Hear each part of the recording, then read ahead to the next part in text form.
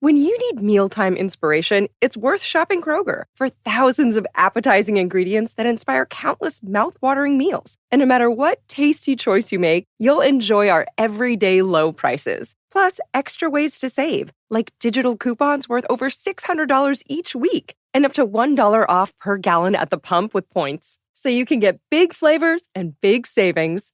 Kroger, fresh for everyone. Fuel restrictions apply. There's no better feeling than a personal win, and the State Farm Personal Price Plan can help you do just that. Talk to a State Farm agent today to learn how you can bundle and save with the Personal Price Plan. Like a good neighbor, State Farm is there. Prices are based on rating plans that vary by state. Coverage options are selected by the customer. Availability, amount of discounts and savings, and eligibility vary by state. This is the Thursday after July 4th. It is the holiday edition of Sports Talk.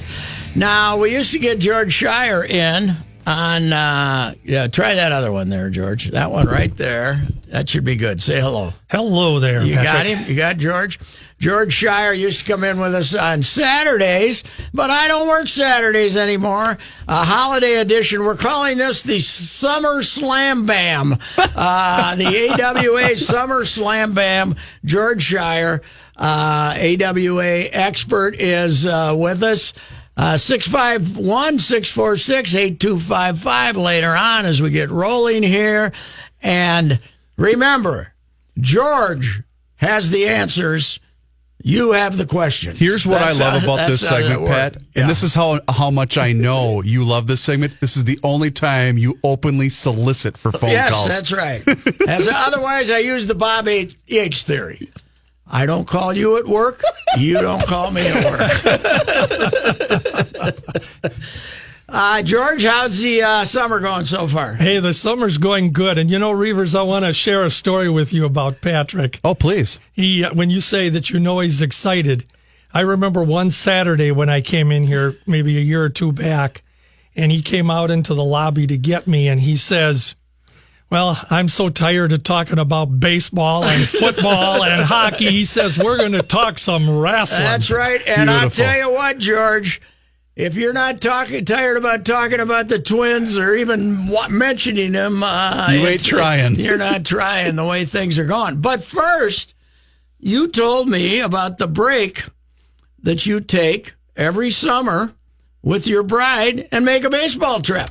We have been doing that for a number of years now, and it's through Buckley Tours. Okay. They do tours all over the country. And you can say KNUJ and New Ulm Right. kind of facilitates it, the polka station of the nation. It used to be. We hooked up with KNUJ Radio a few years back, and Jim Bartles, the station manager down there, and my wife is, I'll confess, she is the baseball fan. I bet in the old days she kept score. Huh? Well, she does. She does. But she knows her baseball. She loves baseball. We love it together. And so I've been to all 30 ballparks. She has only 5 to go, and she's going to pick up 2 of them this summer in a couple weeks. All right. So you've been to all 30, and that includes the new versions in the other. How many have you been? Like, were you ever to the old Comiskey or anything like that? Or Yes. Just the new? So you got more than 30. Yeah. Probably. Oh, yeah. I mean, and then you if you want to count Tiger Met Stadium and all these in there. Yeah. Yeah, someday you gotta go down and account for all the ones you went to. The old Yankees. This Yankee Stadium is, there's 3 that you could have been at. Well, that's true, but I I'm haven't not been that at the old. new one, but I was at the other 2. So we are going in a couple of weeks, and she's excited, my wife, because she's going to get to see Toronto this year.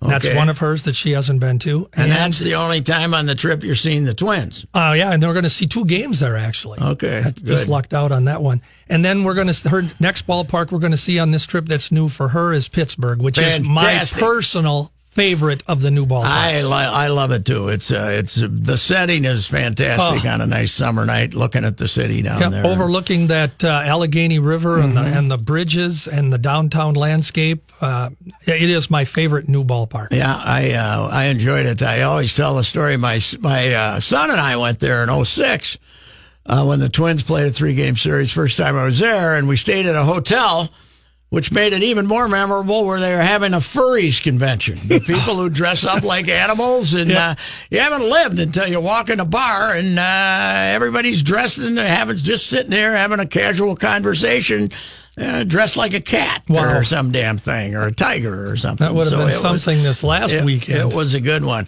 Yep. So since we saw you last, you went to Wichita Falls for the, what are we calling that Hall of Fame? The Hall of Fame in Wichita Falls is the Pro Wrestling Hall of Fame. Okay. Right. And there's another one that's got pros and amateurs? Right. The one in Iowa is the Dan Gable Professional Wrestling Hall of Fame. And as fans know, or people know, that Dan Gable was the world's greatest amateur wrestler. Yes. And so Waterloo, Iowa has that particular museum, but they have a separate wing that is the George Tragos Luthez Professional Wrestling Hall of Fame. That's just a wing, though. This one in Wichita Falls, dedicated strictly to pro wrestling. Strictly to pro wrestling. And they took it over a couple, 3 years ago? Well, yeah, they moved to Wichita Falls. This is their 4th year down there coming up now. They were in Amsterdam, New York, not too far from where the Baseball Hall of Fame is. And it wasn't doing really well up there for a variety of reasons, some of it management, etc., but it did move to Wichita Falls. And Wichita Falls is the heartbeat of Texas wrestling back in the day. I suppose they had some great wrestlers and stuff come out of there. Oh, yeah, all over Texas. I mean, Texas actually, aside from, if I said AWA wrestling, Texas would have been my favorite other area. Where you go to Texas, they had, because of the state itself being so big. Yes. You had 4 or 5 individual wrestling promotions that thrived not only in their own major city, but all the surrounding cities they could promote in. Who captured the television market down there? Because Texas wrestling was on as long as the AWA wrestling was on, maybe longer. It's been on forever, but about 1966, that's when Fritz von Erich bought the Texas wrestling in Dallas, Fort Worth. And then Paul Bosch, who was a promoter, former wrestler from the 40s and 50s, he took over Houston. And then San Antonio. So they had, the Texas wrestling I saw was just one of the several options. Just one. Okay. You had Joe Blanchard in the southwest part in San Antonio. You had the Funk brothers, Dory and Terry, along with Daddy Dory Sr. They ran Amarillo territory. And it thrived. I mean, anybody who was anybody worked in Texas at some point, and they always bragged how if you were in a Texas death match, you were in a death match. What was a Texas death match? What, we had a rope, tied each other up, or what'd we do? Well, it always bothered me as a kid because we'd have wrestlers that were going to fight in a death match. Yes. And I always thought, geez, this is interesting because I'm going to see somebody die tonight. And it never happened. But ironically, they're always back next week, trying to get revenge again. But the promotion's done right, it works. But a Texas death match or a death match, Mad Dog Vachon had an Algerian death match. But the main thing was that supposedly there are no rules. So I would say, why is there a referee? But there are no rules. Anything goes, and you the referee fight is to there the to get beat up, right? Well, the referee's there to count the guy that can't get up for the fall or whatever it may be. But very entertaining type matches, and that's usually again the blow off of a feud, the climax of a feud between two guys or two tag teams, and it always puts butts in the seats. Who was the voice of down there that was so legendary? Actually, that wasn't where Jim Ross got started. No, Jim Ross was in Oklahoma. Okay. He was in Oklahoma, and that was the Mid-South area, and Louisiana, Oklahoma, and they also shared talent with the Texas territory, so there was a lot of crossovers. But Jim Ross was there. In Dallas for many, many, many years, it was a guy named Boyd Pierce. And Boyd was a very unique wrestling announcer in the sense that his claim to fame is that on television, he never wore the same suit twice, and every one of his suits were unbelievably out of this world. I mean, he had flowers, he had clowns, he had polka dots. Years and years, you get a different suit? That's what he says.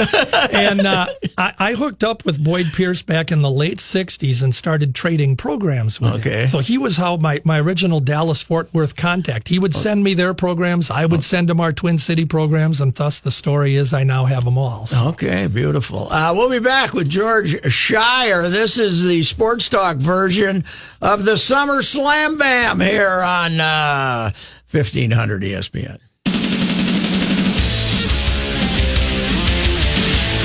This is our first ever George Schire Twitter question as we are doing our summer slam band. Well, we're here. advanced now. George will be with us till 6 o'clock. We got Ray Wiley Hubbard at 5. He's in town at the Dakota, one of the great old Texas boys appearing. And Johnny Height might do a news update or two. But beyond that, George, wall to wall. 651-646-8255. But first, the Twitter question. This is from Baj2081. Okay. George, 2-part question.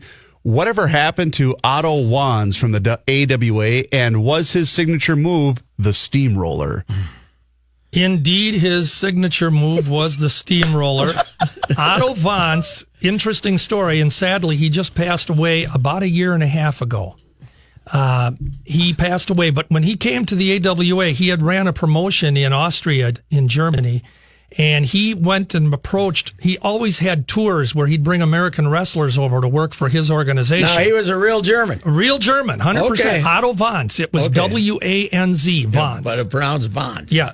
And his claim to fame was when he came here, fans will remember that he took huge phone books, yellow pages, and he'd rip them in half. Really? One after another. I'd be impressed with that. But he had these American wrestlers always coming over for tours, and he approached Vern Gagne in 1982. He wanted to come over here to America and wrestle and take Vern Gagne's AWA World Championship from Nick Bockwinkel. And he actually, behind the scenes, people didn't know this at the time, but behind the scenes, he had paid Vern $50,000 to beat Nick, hold the title for 2 months, and then be able to go back to Austria claiming that he had held the world championship. And of course, that put his stature that much higher there. As a wrestler, it left a lot to be desired. He was, but he was a great worker. I mean, he got the fans there. He had a following. And the only thing that was a shock was when he won the title from Nick Bockwinkel in October of 1982. Everybody literally was stunned because Otto came out of nowhere. And he came out of nowhere, and Nick was... And he beat Nick was a fantastic wrestler in real life. Yeah. And he took it for 2.5 months and then lost it back to Nick. But Nick was a good enough trooper that he took he went along with the script. Huh? Oh, yeah. Nick was, if you want to call it a company man or whatever, which reminds me, I asked Nick one time, I said, how did you get along with Vern Gagne? And he says, you just do what Vern Gagne asks you to do. And Vern that's the success of working with anybody. Exactly. But there were a lot of wrestlers that, and for probably legitimate reasons, they had issues working for Vern or the boss, whatever it might be. Mostly money, right? And it could be money, it could be the push they were getting or lack thereof, whatever it is. But the bottom line is Nick was the guy that told me more than once. He says, work, and he said that about Billy Robinson too. He says, people didn't want to work with Billy because he was so tough in the ring, and if you didn't respect Billy, he'd really, work you over. And Nick says, I just ask Billy every time I wrestle him, William, what do you want to do tonight? And he says, you let Billy have a little leeway and you have a great match. What was the steamroller? Did you just ran into a guy? Well, it sounds like he wasn't a technical wrestler. Huh? The steamroller was where he'd get his opponent flat on his back, and then Otto would do a backflip on him on his back. Really? So he could do that. Huh? Supposedly that flattened him out, and Otto would win again. Yeah, because what was the flip would give you extra momentum to really flatten him out. And Otto, by the way, was pretty close to 300-some pounds. He was a big man. Yeah, he wasn't a little guy. And but so when Vern he did was in a situation at that point that he had to take the $50,000 basically. Or was he still in good shape in 82? Actually, in 1982, that was 2 years before the WWF explosion. So Vern just did it as a favor. A lot of times promoters would do that for one another. Did Vern ever do? You heard a lot about Japan. People going from here to Japan to wrestle. Did those guys ever go to Europe, or wasn't there enough going on over there to do it? A lot of guys went to Europe. Larry Hennig was over there. In the day, and in fact, Larry Hennig and Otto Wands remained very good friends up until the day he passed away here a year or so back. We do have a caller here. Hello there. You got her handled there, Pat? No, you got her. Ryan. Ryan. Hey, Pat. Yes. What was Mad Dog Vachon like out of the ring? I'll hang up and listen. George, you can answer that question. I can answer that question because outside the ring, Mad Dog was a pussycat. Mm-hmm. He was a very kind, very nice man. You know, the thing you have to remember, though, is in the era that they wrestled, when they protected the business and, you know, everything was 100% real, in order to see the real Mad Dog, you probably didn't if you weren't in that inner circle and you didn't have him as a friend or he trusted you. But outside the ring, he was very kind, very cordial. You know, I remember one time I had never met Butcher Vachon personally. Yes. And I had went up to Butcher. They were real brothers. They were legit brothers. Mm-hmm. And I had went up to Butcher, Paul Vachon, and approached him, and he was kind of backing off a little bit. And Mad Dog immediately stepped in. He says, no, Paul, you talk to him. He's a good guy, you know. And once you knew him, he was. But he was very nice, very kind man. He, when I was at Waterloo a couple years back, I was selling my book. He was selling some pictures on the other side of the room during the Hall of Fame inductions. And he sent his wife over to my table, and she said, Mad Dog wants to buy your book. Mm-hmm. And I looked at her, Kathy is her name, and I said, I'll be over to see him in just a minute. So I went over there and I took him a book. I said, Mad Dog, you're not buying my book. Mad Dog used to send me pictures just for no reason in the mail, 8x10 photos. I'd get an envelope that would have Omaha, Nebraska on it, where he lived, and I'd get these pictures of him that he would send. He'd say, I thought you would enjoy these. So, I mean, there was no way I was going to charge him. One more quick question here, George. We got to be out in a couple of minutes. So, who we got here? This Jesse? is Jason. Jason, what's up? How you doing? I had a question. There was a guy in the early to mid-'80s in the NWA Crockett Promotions area named the Barbarian, who had virtually the identical get-up as the Road Warriors, Animal and Hawk. Who had the gimmick first? All right. With identical and everything. I think the question is the Barbarians or the Road Warriors. Who came first? Well, the Road Warriors actually did. And then there were a lot of rip-offs after that. Mm-hmm. Copycats make money, you know. For every Blackjack Lanza, there was another Blackjack. And who were the Barbarians? I remember the Barbarians. Well, we had Nord the Barbarian here, John Nord, and fans will remember that his family owned a dealership. I think it was in Anoka. Oh, really? And he was a local kid. Local kid. He was trained by Eddie Sharkey. Okay. And John Nord, big dude. I mean, he had to be 6 foot, 6'7", and built, you know. How's Eddie doing? Eddie's great. He's still doing great. He's great. 82 years old, and he's going well. Is he? He probably still shows up for one of those with one of those outfits. Yep, huh? He was at a couple of events this past weekend. Eddie's out there all the time. Okay, hey Chris, we might as well tell our callers that we might as well wait till about 3:40, right, to we'll check in because we absolutely. got Johnny Height coming on here, and we got to find out what Bruce Vail's up to and all that other good stuff. So we shall return the Summer Slam Bam here on 1500 ESPN. And now we're going to head out east, and we're going to get the Your Money Now report.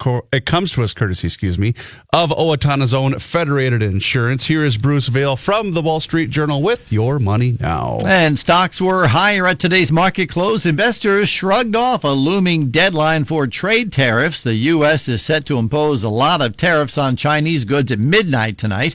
The Dow Jones Industrial Average still gained 181 points, closing at 24,356.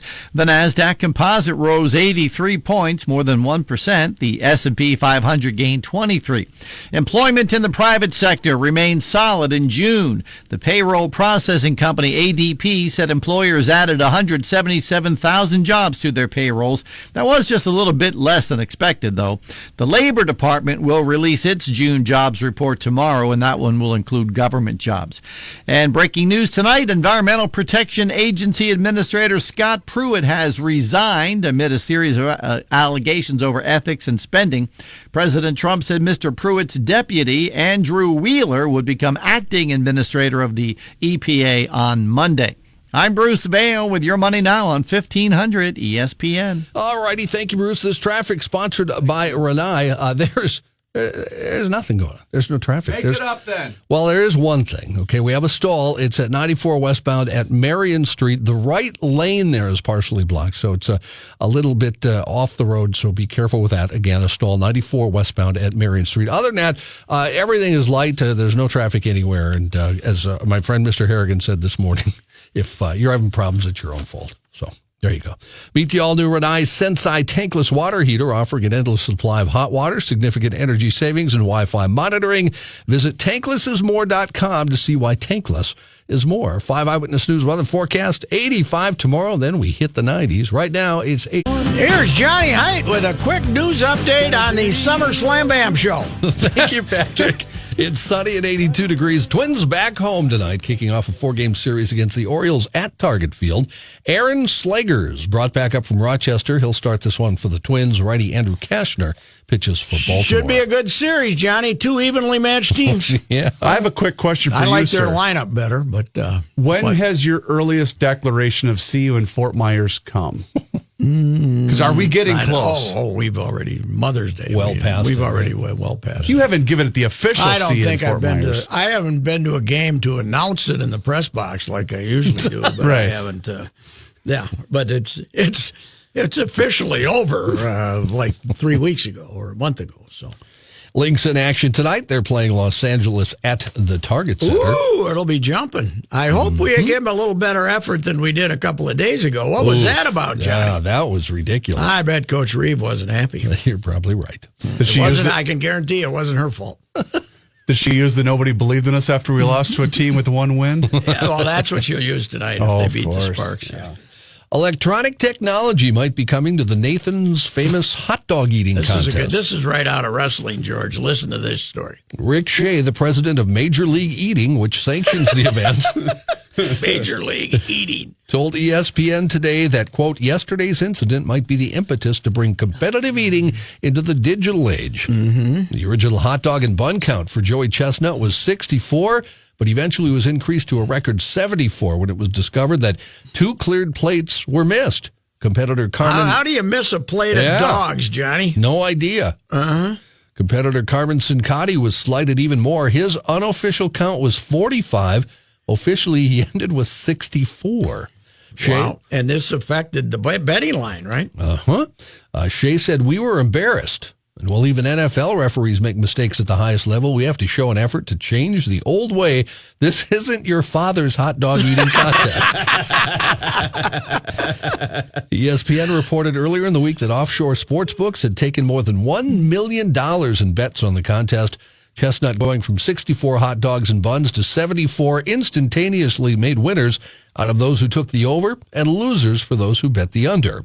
Offshore book Pinnacle said the amount of bets it took on the contest added up to what it takes for an average Major League Baseball Now, how game. are they going to do this electronically? Are you going to put a little sensor in each dog, or what's going to happen here? Well, John? as Shea said, and I don't know how this would work, he said, I doubt that we can put the microchip on the tongue or in the esophagus. But some sort of monitoring associated with the plate weight would be more practical. Mm-hmm. He said technology would also help clear the stage a bit. He said there's no doubt we have to have fewer people up there because it all contributes to the confusion. You know, if I was running the hot dog contest, no water.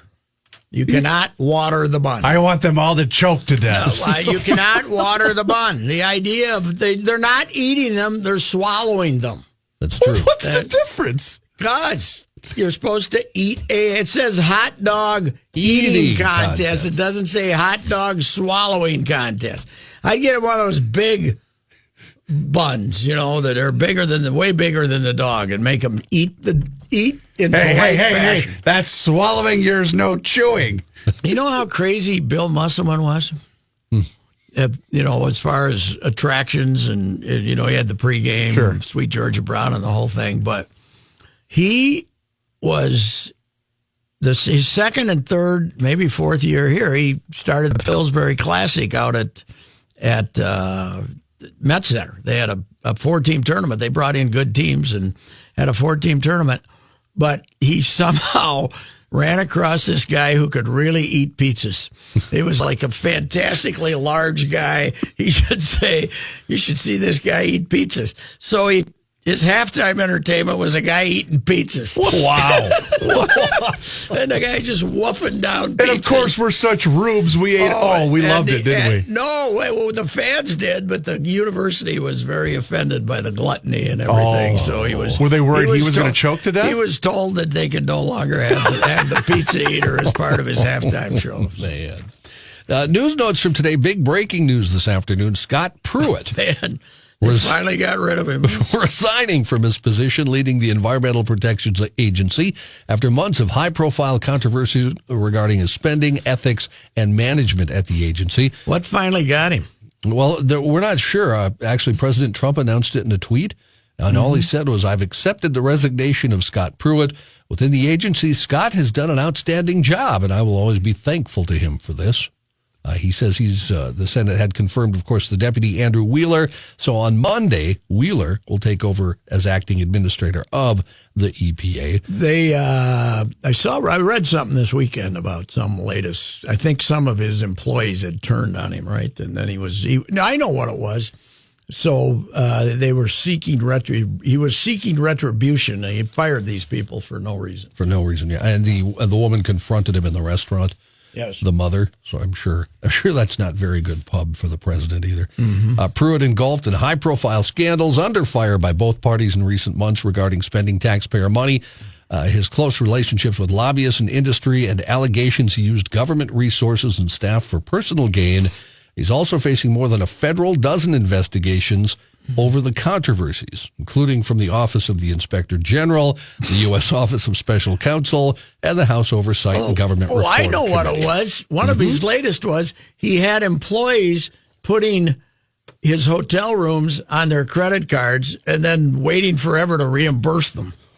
That was one of his deals. He also, I don't know if you saw this, this came out a couple days ago, he apparently told the president to fire Jeff Sessions and that he would take Sessions' place as Attorney General. But the president didn't agree with that move, didn't do it. After serving more than 7 years in prison for fraud, Denny Hecker was released Tuesday, according to the Federal Bureau of Prisons. He'd been staying in a Minneapolis halfway house since February.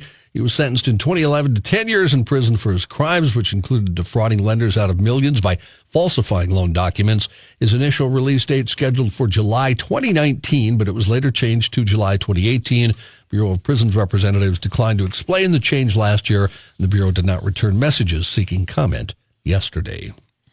President Trump getting ready to slap tariffs on Chinese goods just after midnight tomorrow. First shot in a trade war between the world's two biggest economies. Tariffs on $34 billion of Chinese goods scheduled to take effect at 12:01 a.m. According to the U.S. Trade Representative, the milestone marks a new and damaging phase in a conflict that's roiled markets and cast a shadow over the global growth network. In Beijing, policymakers there digging in for what they think could be a protracted fight, one in which they say they won't be the aggressor. They own half of New York and stuff, don't they? What are they going to do here? Starbucks. Okay. Did you see this? Oh, God. What happened now? Oh, yeah. We got more seminars Let's just put it this way. The sensitivity training that we had didn't take effect for all of the employees. Okay. Yeah. Starbucks says an employee in Philadelphia has been fired after reportedly mocking a customer with a stutter. The coffee chain says the behavior did not reflect the experience. Who hasn't done that? Did not reflect the experience customers should have, and said the employee is no longer with Starbucks. A customer posted Sunday on Facebook his friend stuttered when giving his name. He said the barista then made light of it verbally and spelled the name with extra letters on his cup of coffee. The friend emailed... Could have been a wrestler, this guy. He could have been a taunting wrestler, George. The friend emailed Starbucks and was offered $5 as an apology, according to the Post. Well, that's plenty. In May, of course, Starbucks held anti-racial bias training for thousands of U.S. employees after a worker at another Philadelphia store called police on two black men waiting for a friend. So now are we going to have stuttering training then at Starbucks? I guess we'll have to close the stores for one day to work on that. A man with a couple of pounds of marijuana got himself arrested by sending a text message to the wrong number, according to police in Virginia. The Fairfax County Police Department posted a picture of a text that read, HMU, if you want to get together, I've got some nice ends that we can burn. The problem for the man is he accidentally sent it to a Fairfax police officer. How do they do that, Johnny? They keep sending him. How would the guy have a Fairfax police officer in his phone, or did he just dial the wrong number? I'm wondering because, once in a while I'll get a random text. And it'll just say, "Hey, what's up?" Mm-hmm. And I always think it's just a cop looking to see if he's. That's what I always just assume it is. No, I didn't. We get one of these a week, Johnny. That somebody's notifying the cops of their crime. Well, my guess is business is light for this particular guy, so he's looking to broaden his customer base. Narcotics detectives kept the conversation going, set up with a meeting with a man who was not identified, and he was then arrested with more than a pound of marijuana. All right, sir. Thank you. You bet. Johnny Height, and we'll be back with the Summer Slam Bam.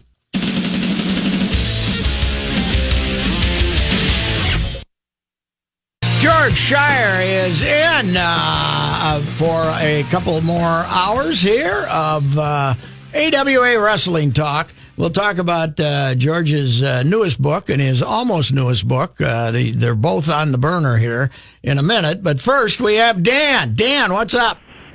Yeah, Patrick, I've got an Andre the Giant story that was told to me by Jim Brunzell a number of years ago. I knew Brunzy vaguely from college, from IM ball. So here's the story. It was. Are you asking George for confirmation here, or what? Huh? Are you asking George for confirmation here, or what? No, I just thought you would enjoy the story. I tried to call it in on Saturday one time, but your big fat thumbs got in the way, and I got dropped. All right. Give it to us quick, will you? I can do it. They do a show in Denver. They're motoring across either Kansas or Nebraska on 70 or 80 in the middle of the night after the Friday night show to do a Saturday show in Oklahoma or Kansas City. They're in the big black Cadillac. Greg's driving. They're going 80 or 90 miles an hour. Nobody there. Andre's in the back seat. They get pulled over for speeding by the highway patrol. The cop comes up to the window, shines the flashlight in, license and registration. Greg gives it to him. He says, "What's in the back seat?" That's Andre. Turns the flashlight on the Andre in the back seat. Andre is back there. This is back in the day of returnable bottles. Case of beer on either side, 20-piece bucket of fried chicken in his lap, lifts up this head the size of a basketball, and gives that big goofy smile to the cop. Brunzell said that the cop's face just dropped. And basically they told him what was going on. He said, "Okay, well, guys, slow it down." And, went away shaking his head. I would imagine seeing that at 2, 3 o'clock in the morning in the middle of nowhere. All right, in Kansas Dan. or Nebraska. Thank you, sir. So Andre does allegedly have had a rather large appetite, right? Andre could drink some beer, yeah. The stories are well documented about Andre drinking 2 cases of beer and following it up with wine and not seeming to be even fazed by it. But how long did he make it? He didn't make it to. Did he make it to 40? I was 43, I believe, when he passed away, and that's 25 years ago now. Mm-hmm. Yeah. And he died in his sleep. He had that. I forget the name of that apnea. Disease. Yeah. And most people tell you that outside the ring, in real life, Andre was a very miserable human. Oh, really? Because he didn't enjoy being stared at. He didn't enjoy being as big as he was and as uncomfortable as he was all the time. But of course, he was a big attraction in wrestling. Probably one of the 5 major attractions in the history of pro wrestling, I would think. Well, definitely so. And Vince McMahon Sr. was the one that he controlled Andre's bookings. So every year he would loan Andre out to all of the territories for a week or 2 or 3 at a time. And they would come in. So when they'd come into the AWA, there'd be Andre, in for the annual battle royal or whatever it was going to be. Yeah. And you always had the story who's going to beat him, And there'd be 4 guys he'd be in there with 4 guys at the end, and they'd all be trying to get him out of the ring, right? Yeah. Speaking of the book, I want to mention when you talk road stories that Dan had mentioned, and he mentioned Jimmy Brunzell. I'll put out a note here. Jimmy Brunzell, if fans are interested, has put out a great book called Matt Lands. Yep. And it's basically road stories that Jimmy put together himself of all his travels with the boys in their big Cadillacs and Oldsmobiles driving across the byways and highways. And some of them are hilarious, some behind-the-scenes stuff. And if you can get it, just go online, look for Matt Lands by Jumping Jim Brunzell. It's a good book. What do we have here, Chris? Who's this? This is Bob. Bob, what's up? I guess I had asked if you remember the wrestler named Crybaby Cannon. I think in 1962. Sure do. Crybaby Cannon, George Crybaby Cannon.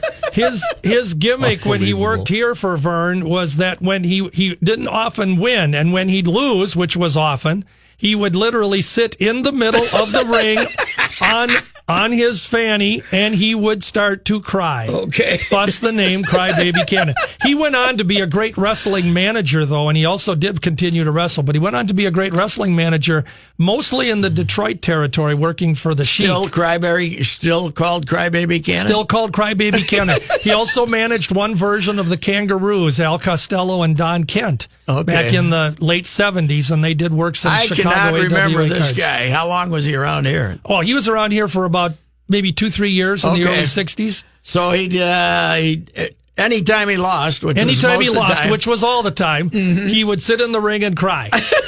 And I've actually got pictures of him. He's got real tears and everything. So did he go with the diaper and everything, too? No. He didn't get that carried away. They say the hardest part of being an actor was being able to cry on cue, and George could do it. Huh? George Cannon could do it. And he, like I say, he became a very good manager. He was a good talker on the mic. What was his? If he ever won, did he have Did he cry for joy then when he won? No. Well, I don't recall him winning, so I can't tell you.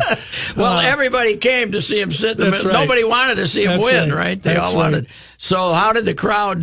They probably received him with. They just boo him. A lot of insults. He was a bad guy. They just boo him, tell him to grow up, tell him to get over it, that sort of thing. And, beautiful. I never heard of that. And he formed a tag team for a while with a look-alike partner. They looked alike. Crybaby Cannon was a big, round, plump guy. Yeah. And he had a partner named George Baby Blimp Harris.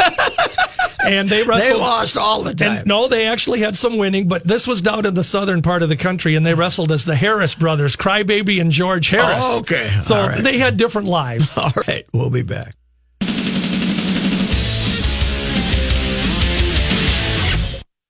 All right. George Shire's with us, AWA Wrestling. Jack, what's up, Jack? Just had a quick question. I grew up, a little kid, I was in the hockey. Hello? I mean, it was guys called the Belajan brothers. Two brothers, the Belajan brothers, always scared the heck out of me when they were working out in the backyard. Can you speak to them a little bit? I'll hang up and listen. Thank you, Jack. Yes, the Belajans, there was actually a family of 5 here in the Twin Cities in the 50s. We had 2 of them, actually 3 of them that were here on a pretty much regular basis. The most noted was Paul Belajan. These are their real names? Real names, Belajan. Okay. They were Canadians, French Canadians.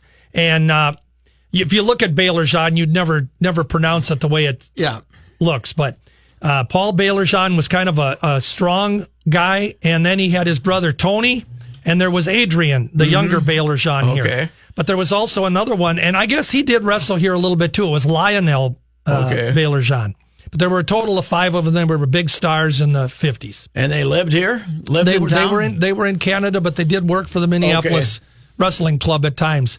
Hard-boiled Haggerty wrestled against Paul Belajan.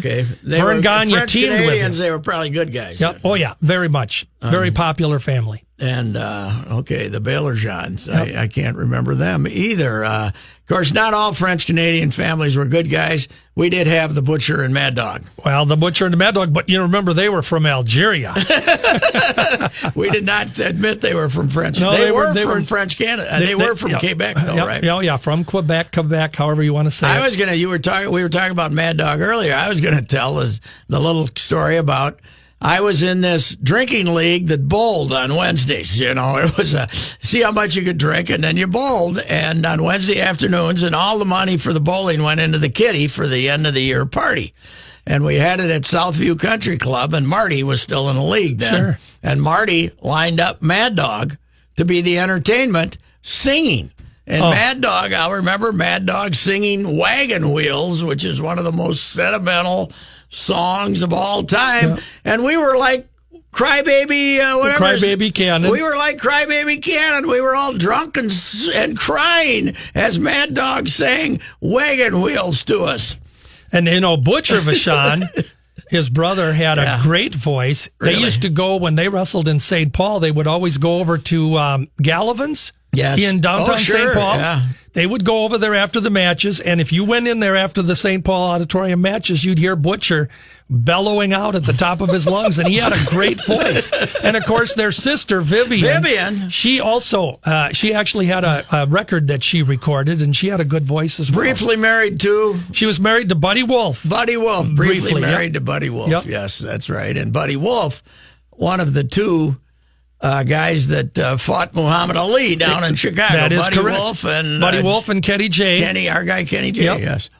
One of a rare loss in Kenny. The Sodbuster's still doing okay, though. He right? is. He's good. He's 80. I think he's 82. He just turned 82. I told you, the only time he ever went 4-0 was when he threw me, my brother, Highland, and Augustine out of the court bar. So undefeated that evening.